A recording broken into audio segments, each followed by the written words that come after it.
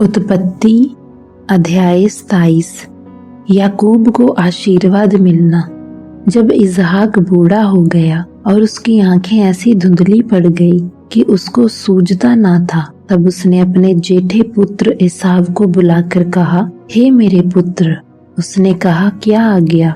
उसने कहा, सुन, मैं तो बूढ़ा हो गया हूँ और नहीं जानता कि मेरी मृत्यु का दिन कब होगा। इसीलिए अब तू अपना तरकश और धनुष आदि हथियार लेकर मैदान में जा और मेरे लिए अहेर कर ले आ। तब मेरी रुचि के अनुसार स्वादिष्ट भोजन बनाकर मेरे पास ले आना कि मैं उसे खाकर मरने से पहले तुझे जी भर के आशीर्वाद दूं। तब एसाव अहेर करने को मैदान में गया।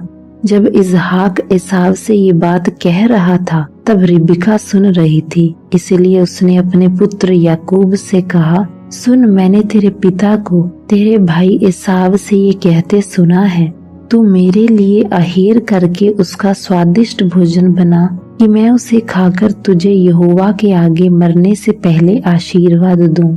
इसीलिए अब हे मेरे पुत्र, मेरी सुन और ये आज्ञा मान कि बकरियों के पास जाकर बकरियों के 2 अच्छे अच्छे बच्चे ले आ और मैं तेरे पिता के लिए उसकी रुचि के अनुसार उनके मांस का स्वादिष्ट भोजन बनाऊंगी। तब तू उसको अपने पिता के पास ले जाना कि वह उसे खाकर मरने से पहले तुझको आशीर्वाद दे।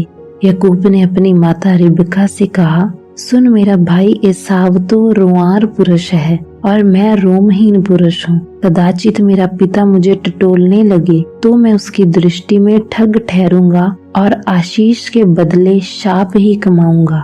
उसकी माता ने उससे कहा, हे मेरे पुत्र, शाप तुझ पर नहीं मुझी पर पड़े। तू केवल मेरी सुन और जाकर वह बच्चे मेरे पास ले आ। तब याकूब जाकर उनको अपनी माता के पास ले आया और माता ने उसके पिता की रुचि के अनुसार स्वादिष्ट भोजन बना दिया।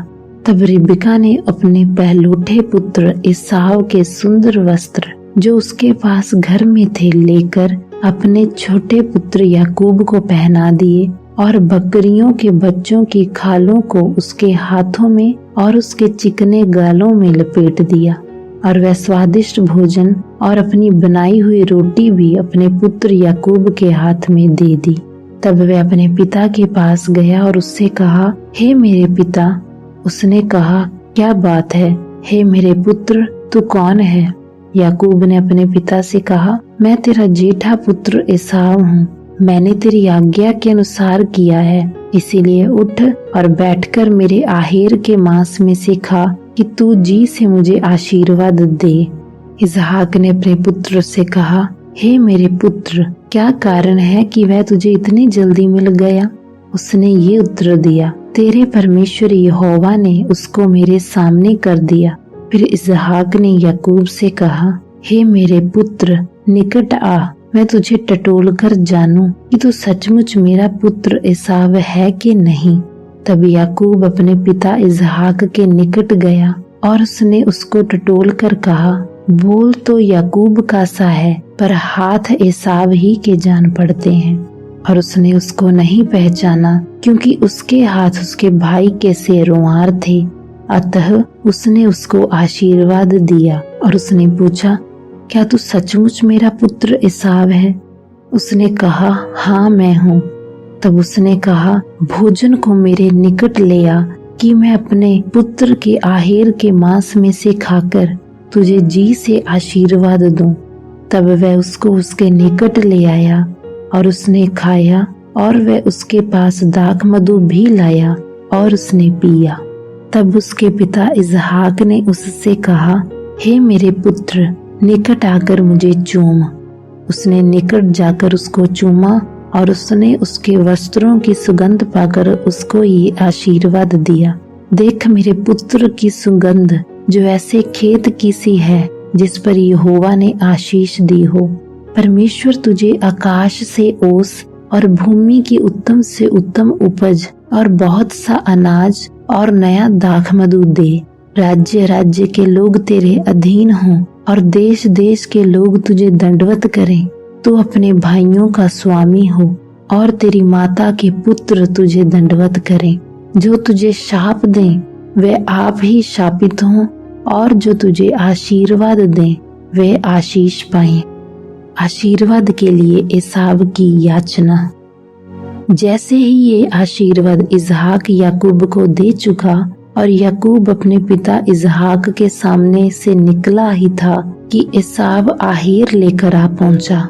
तब वह भी स्वादिष्ट भोजन बनाकर अपने पिता के पास ले आया और उससे कहा, हे मेरे पिता, उठकर अपने पुत्र के अहेर का मांस खा ताकि मुझे जी से आशीर्वाद दे।